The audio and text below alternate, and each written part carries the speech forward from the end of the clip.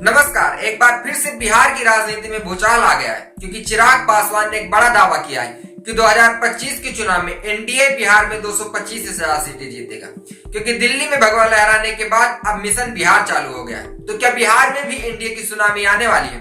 क्या तेजस्वी और महागठबंधन चारों खाने चित हो जाएंगे? क्या मोदी, नीतीश, चिराग की तिकड़ी इस बार सब पर भारी पड़ेगी?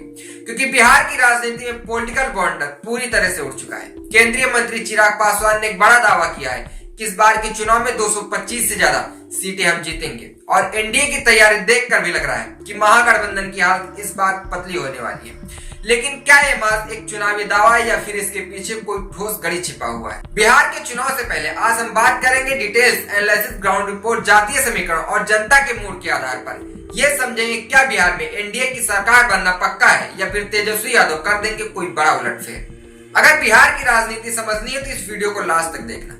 अगर एनडीए की मास्टर प्लान की बात करें तो बिहार में एनडीए कैसे गोटी शूट कर रहा है, अब सबसे पहले जान लो कि एनडीए में कौन कौन से लोग शामिल हैं। अगर हम भारतीय जनता पार्टी की बात करें तो इसमें मोदी लहर और भारतीय जनता पार्टी का मजबूत किला है जो पूरी तरह से काम करेगा। अगर हम जनता दल की बात करें तो नीतीश कुमार का सुशासन और प्रशासनिक अनुभव। लोक जनशक्ति पार्टी की बात करें तो चिराग पासवान की युवा अपील और दलित वोट बैंक है। अगर हम वही जीतनराम मांझी की बात करें तो महादलित वोट बैंक उनके खाते में हमेशा जाता है। अगर हम रालोसपा की बात करें जो उपेंद्र कुशवाहा की पार्टी है तो कुशवाहा समुदाय पर उनकी मजबूत पकड़ है।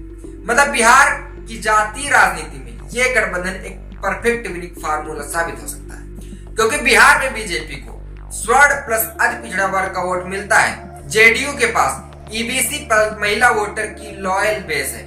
अगर हम एलजीपीआर की बात करें, हम के साथ आने से दलित महादलित वोट बैंक एनडीए में लॉक हो जाता है। अब महागठबंधन के पास बचता क्या है? बस एमवाई समीकरण, मतलब मुस्लिम और यादव। लेकिन बिहार में चुनाव सिर्फ एमवाई फैक्टर से नहीं जीता जाता, यही बात गठबंधन को सताए हुए है। तो क्या इस बार बिहार में दिल्ली, महाराष्ट्र, हरियाणा का असर बिहार में भी वही कहानी रिपीट करेगा? अब जरा गौर करो, दिल्ली में 27 साल बाद भारतीय जनता पार्टी ने सरकार बना ली, हरियाणा और महाराष्ट्र में एनडीए ने तगड़ी वापसी की। अब बिहार में भी क्या ऐसा ही हो सकता है? क्योंकि दिल्ली में केजरीवाल की जो पकड़ थी वो कमजोर हुई, महाराष्ट्र में बीजेपी ने शिवसेना को पटखनी दी, हरियाणा में जेजेपी का खेल बिगड़ गया और एनडीए वाले जोश में, लेकिन ट्रेंड उनके फेवर में जा रहा है। अब बिहार में भी अगर मोदी लहर बरकरार रही तो भाई साहब गठबंधन की नींव पूरी तरह से हिल जाएगी। फिलहाल बिहार की सड़कों से जो संकेत मिल रहे वो चौंकाने वाले हैं। युवाओं में मोदी जी और चिराग पासवान की जबरदस्त पकड़ बनती हुई दिखाई दे रही है। महिलाओं में नीतीश कुमार की योजनाओं की लोकप्रियता दिखाई दे रही है।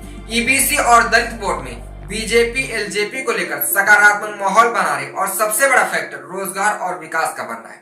अगर एनडीए इस पर सही ढंग से काम करता तो महागठबंधन को भारी नुकसान झेलना पड़ेगा।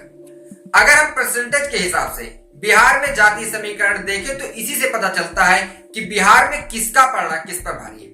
अगर हम भारतीय जनता पार्टी की बात करें तो भारतीय जनता पार्टी को 60% से ज्यादा स्वर्ण और ईबीसी के लोग वोट देते हैं। जेडीयू की बात करें तो 45% से ज्यादा ओबीसी और महिला वोटर सपोर्ट करती है। वही एलजेपीआर को 70% पासवान और महादलित सपोर्ट करते हैं। अगर हम की बात करें तो 65% मुसहर और अन्य दलित वर्ग। अब अगर एनडीए ये जातीय समीकरण पकड़ लेता है तो 225 सीटों का दावा हकीकत बन सकता है। वही गठबंधन की हालत समझो कि आरजेडी सिर्फ यादव और मुस्लिम वोट बैंक पर निर्भर है, हालांकि दलित वोट बैंक में सेंध लगा रही और पकड़ भी बना रही है।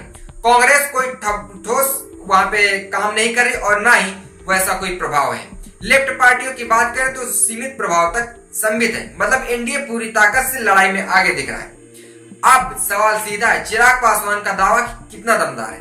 अगर एनालिसिस के मुताबिक देखें, अगर वोटिंग ट्रेंड दिल्ली, महाराष्ट्र जैसा रहा तो एनडीए 225 सीटों को पार कर सकता है।